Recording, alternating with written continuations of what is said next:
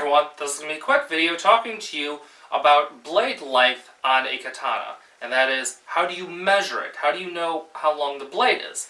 I've had several questions about this, and I'm going to be talking about this right now. When you measure blade length on a katana, you want to measure from the tip to the munemachi, which is right there. It's the end of the spine. That's the part that you measure, and you measure it in a straight line. So for this, take a tape measure, put the end on the blade, and then go down to the munemachi. Now, if the end of your tape measure has a little hole that the blade's going in, this one doesn't have it, but some of them do have a little hole on the end, then you're going to have to take that into account as well. And then just measure all the way down to the munemachi. And on this sword, it's actually 28 3/4.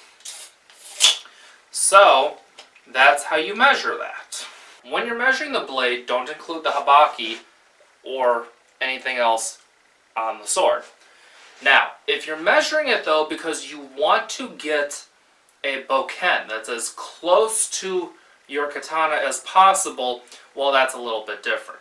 Reason being is because if you are measuring this with the idea of, trying to make your bokken like this, then you're actually going to need to measure from the tip to this side of the tsuba right there.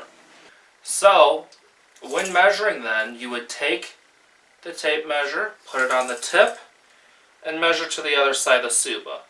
And in this case, we're just short of 30 inches. This is about 29 7/8.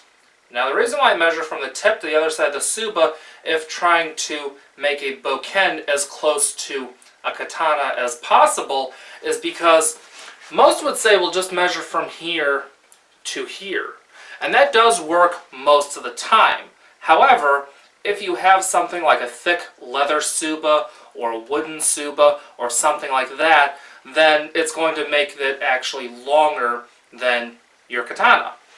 And this here is two examples of that. As you can see, these tsuba are very thick, much thicker than a katana tsuba.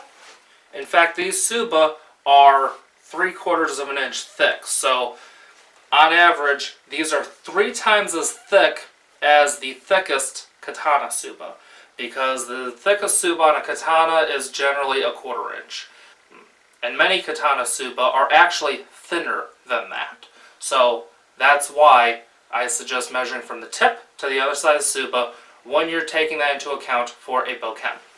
So that's pretty much it. So just a little recap: if you are measuring a sword for buying another sword, just a regular katana, then you measure from the tip to the munemachi.